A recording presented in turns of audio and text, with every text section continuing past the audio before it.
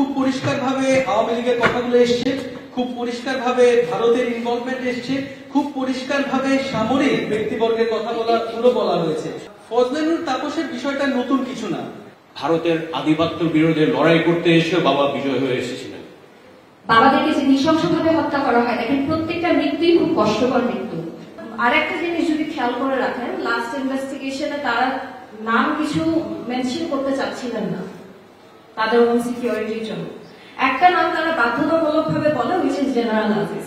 1971 সালে আমরা যারা দেশের এগেনস্টে যারা যায়, সিস্টেমের এগেনস্টে যারা যায়, তাদেরকে আমরা রাজাকার হিসেবে চিহ্নিত করেছি। ইন 2025 আজকে যারা এই আর্মির মানে brave soldiers and valiant soldiers এর এগেনস্টে গেছে, তারা এখনো ওই সেম বেসিসে তারা আর্মির ভিতরে আছেন যারা এই আর্মির এগেনস্টে গিয়েছে। Army as an institution stands for the people. Army as an institution দেশের রক্ষার জন্য দাঁড়ায়। কিন্তু আনফরচুনেটলি তৎকালীন সরকার যারা ছিলেন তারা এমন কিছু আর্মি অফিসারদেরকে টার্গেট করে যারা নিজেদেরকে বিক্রি করে দেয়, যারা নিজেদের দেশের স্বাধীনতাটাকে বিক্রি করে দেয় একটা প্রমোশনের জন্য। যারা তৎকালীন টাইমে রাজাকার ছিল, আজকে তৎকালীন টাইমে তারা এখনকার টাইমে তারা তাদের শোল্ডারে স্টার নিয়ে ঘুরে। আপনারা আরেকটা জিনিস যদি খেয়াল করে রাখেন, লাস্ট ইনভেস্টিগেশনে তারা নাম কিছু মেনশন করতে চাচ্ছিলেন না তাদের ওন সিকিউরিটির জন্য। একটা নাম তারা বাধ্যতামূলক ভাবে বলে, which is general Aziz. The only reason general আজিজের নাম তারা কনফিডেন্টলি বলতে পারে কারণ আল জাজিরা একটা পাবলিক ইনভেস্টিগেশন করে তারা এটা ফাঁস করে দেয় তার পলিটিক্যালি সে কত রং ছিল। কিন্তু আপনার কি মনে হয় না তার মতো আরো মানুষ আছে উইদিন দ্য সিস্টেম? এবং এই সকল সিস্টেমে এই যে মানুষগুলা তাদেরকে আমরা দেখেছি, আমরা বিগত 16 বছর ধরে আর্মির মধ্যে ছিলাম এবং আমরা দেখেছি তারাই ফেক স্মাইলস, তারাই এসে আমাদেরকে সান্ত্বনা দিবে বা তারাই খুবই মহৎ ভাবে অ্যাক্টিং করবে। আমরা জানি তারা কারা, বাট আমরা এখন পর্যন্ত কনফিডেন্স পাই না কখনো বলতে যে তারা কারা। জাতিগত ভাবে আমার মনে হয় যে আমরা অনেকগুলো বিপর্যয়ের ভিতর দিয়ে যেতে যেতে যেতে যেতে অনেকখানি আমাদের অনুভূতিগুলো ভোতা হয়ে গেছে। কারণ আমরা প্রতিদিনই আসলে এত খারাপ খারাপ খবর দেখি, এত খুন খারাপের খবর দেখি, সেখানে হয়তো আমরা অনেক কিছুই আসলে খুব গুরুত্ব দিয়ে দেখি না আসলে, বা হয়তো আমরা সেটা নিয়ে চিন্তা করি না।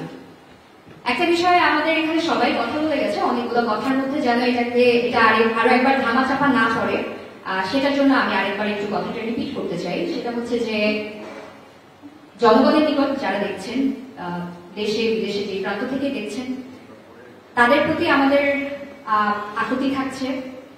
আমরা সরকারের দৃষ্টি আকর্ষণ করছি, আমরা অসম্ভব নিরাপত্তাহীনতায় ভুগছি এই মুহূর্তে। এই কথাগুলো আমরা আলাদা করে বলতে চাইনি, কিন্তু আমরা বলতে এখন বাধ্য হচ্ছি। এই গত 1 বছরের মধ্যে আমরা শুধুমাত্র আমাদের বাবার বিচার চাওয়ার জন্য, দেখেন এর আগে কিন্তু আমরা নিদারুণ কষ্ট ভোগ করেছি। আমাদের বাবাদেরকে যে নৃশংসভাবে হত্যা করা হয়, দেখেন প্রত্যেকটা মৃত্যুই খুব কষ্টকর মৃত্যু, যে যেভাবে মৃত্যুবরণ করে। আমাদের ক্ষেত্রে আমাদের অনেককে আটকে রেখে নির্যাতন করা হয়। 36 ঘন্টা আমরা অবরুদ্ধ ছিলাম। সেই সময়টা আমাদের উপর শারীরিক মানসিক নিপীড়ন ছিল। সেই সময়টা আমরা প্রতি মুহূর্তেই আমরা ভাবছিলাম যে আমরা মারা যাব। এরপরে যখন আমরা বের হয়ে আসি, আমাদের বাবাদেরকে ম্যানহোলের ভিতর থেকে বের করা হয়, আমাদের বাবাদেরকে নদীতে ভেসে আসে তাদের লাশ, গণকবরের ভিতরে পাওয়া যায়। তাদের মুখে আমরা একটা পানি দিতে পারি না, তারা একটা গোসল পায় না। একজন মৃত মানুষকে যতটুকু মর্যাদা দেওয়া দরকার তার কোনো কিছুই কিন্তু তারা পান নাই। একটা বড় কারণ বিধান হত্যাকাণ্ডের জন্য হচ্ছে বড়ইবাড়ি এবং রৌমারীর যুদ্ধে। তখন আমার বাবা রংপুর সেক্টর কমান্ডার ছিলেন এবং ওই যুদ্ধে ভারতের বিরুদ্ধে লড়াই করে বিজয় হয়ে এসেছিলেন। তখন থেকে আমার বাবা জেনারেল শাকিল ভারতের কাছে একটা টার্গেট হয়ে দাঁড়ায়। বাবা যখন বিডিআর এর ডিজি হয়ে ভারতের আধিপত্য বিরোধে লড়াই করতে এসে বাবা বিজয় হয়ে এসেছিলেন এবং বাবা যখন ডিজি তখন 2007-08 সাল থেকেই কিন্তু ভারত পরিকল্পনা শুরু করে, যার কারণে বিডিআর হত্যাকাণ্ড শেখ হাসিনা ভারতের স্বার্থে আর নিজের ক্ষমতায় টিকার স্বার্থে জঘন্যতম হত্যাকাণ্ড বাস্তবায়ন করে। এই বিচার প্রথম আমাদের দেশের মীর জাফর দিয়ে শুরু করতে হবে। যে সেনাবাহিনীর কর্মকর্তারা আমাদের বাবাদের সাথে 57 জন অফিসারদের সাথে বেইমানি করেছে, তাদের বিচার এর আওতায় নিয়ে আসতেই হবে। এখানে কোনো নাই। রিপোর্ট এখনো আমরা যেহেতু পাইনি, এবং আমার ধারণা যে সেই রিপোর্টটা কোনোভাবেই 500-600 শব্দের কম হবে না।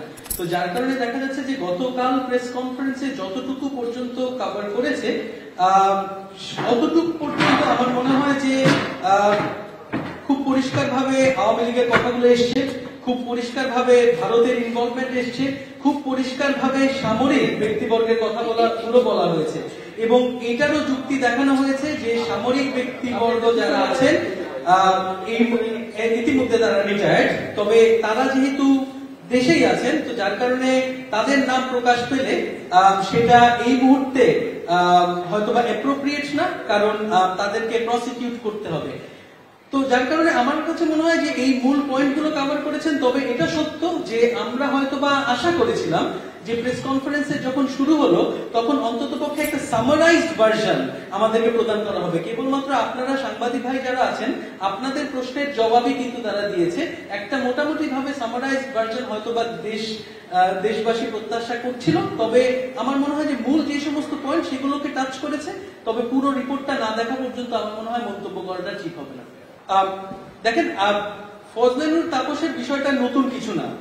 এমনকি ওই সময়কার পত্রপত্রিকা যদি আমরা ঘাটাই, তখন আমরা দেখতে পাবো, ওই সময় 2009 সালের কথা বলছি, তো সেই সময়কার পত্রপত্রিকায় কিন্তু খুব পরিষ্কার ভাবে ছিল যে বিভিন্ন সময় উনি ভেতরে যেতেন, ওনার বাড়িতে মিটিং হতো।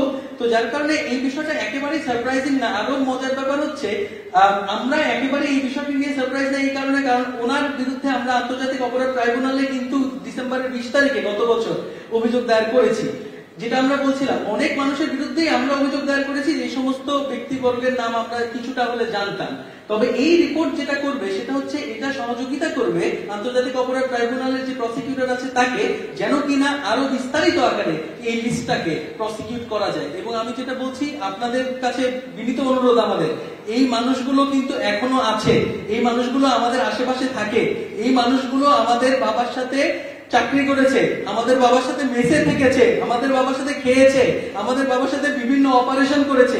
এনারা আমাদের সামাজিক জীবনের একটা অংশ ছিল। তো যার কারণে এটা যতটাই দুঃখ সহকারে আমাকে বলতে হচ্ছে না কেন, এনাদের বিচারের আওতায় নিয়ে আসতেই হবে। আর না হলে যত সময় পেরাবে, এনারা কিন্তু আস্তে আস্তে কাউকে আর পাওয়া যাবে না।